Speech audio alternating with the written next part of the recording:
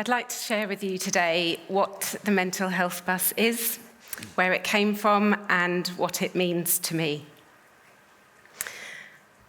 14 and a half years ago, I lost my then partner to the Boxing Day tsunami.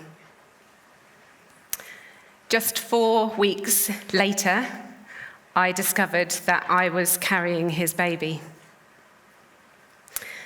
At this time in my life, I was working for a bank in Norwich and was phased back into work and also offered some counselling. I initially spent a day with the counsellor, giving me the opportunity to share with him what had happened and how I was feeling. My counsellor's name was Maz, and Maz would make the journey from London to Norwich every Tuesday just to spend 1 hour with me. I, however, rebelled against this counselling. At the time, I didn't feel like I was ready. I had a battle in my mind between, am I feeling the way I'm feeling because I'm grieving, or am I feeling that way because of the hormones of my pregnancy?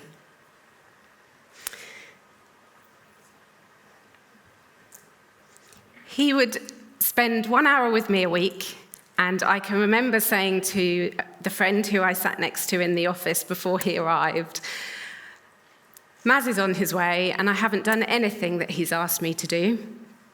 I didn't feel ready, and my opinion of counselling at the time was that you do counselling to get over what it is that you're struggling with, and I didn't want to get over it at that time. I held on to my memories very, very dearly throughout the whole of my pregnancy, and I didn't want to lose them. In fact, I was scared of losing them. I carried on seeing Maz once a week, right up until I left work to go on maternity leave. I left work. I then, in the August of that year, had my son. I'd already moved home with my mum and dad for extra support, but just before my son's first birthday, we moved into a flat, just him and I. I have very, very fond memories of that time. It was hard, but it was ours. My focus was very much on my son.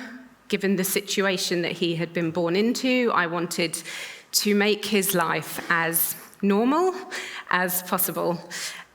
I remember many conversations that I had with friends of mine, worrying as to whether I was doing the right thing by him. I just wanted his life to be happy. Despite this, I went on, luckily, to meet my now husband, and we then had a son together, so I created the family unit that I'd always wanted. However, I was living with debilitating anxieties, panic attacks, reoccurring dreams, guilt.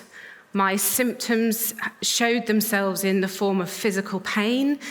I was often at the doctor's because I thought there must be something physically wrong with me.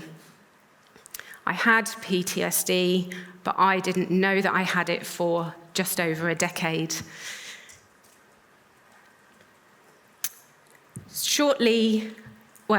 Leading up to the 10-year anniversary of the tsunami, my world had become so small because I'd been trying to control everything. And I had a breakdown. I couldn't carry on living the way that I was living any longer. And it was at this point that I first reflected back to the counselling that I had had with Maz right at the beginning. And when I visualised Maz, I had this image as if he was sitting next to me on my bus during a time at which everybody who loved and cared for me almost seemed to be panicking and moving really fast, wanting me to go way ahead of myself, quicker than I was ready to, or some wanting to pull me back to the Kelly that I was before. But Maz, he was still. He gave me 1 hour of stillness a week and sat next to me on my bus and moved at my pace. That image gave me the strength to then reach out for counselling once more, and I now have my therapist, who is called Christina. She helped me process my symptoms of PTSD over approximately 18 months and helped me to effectively come out the other side. Now, when I look back at the years leading up to my breakdown, I know that I was reaching out to friends and loved ones to understand the way I was feeling. But actually, I didn't even understand the way that I was feeling. They couldn't sit next to me on my bus because they had an emotional attachment to me. They wanted me to be okay. But a therapist, they have no ulterior motive other than to be with you and go with you at your pace. Having that therapy then allowed or enabled people around me in my support network to play the role that they were meant to play, to be my mum, my dad, my brother, my husband.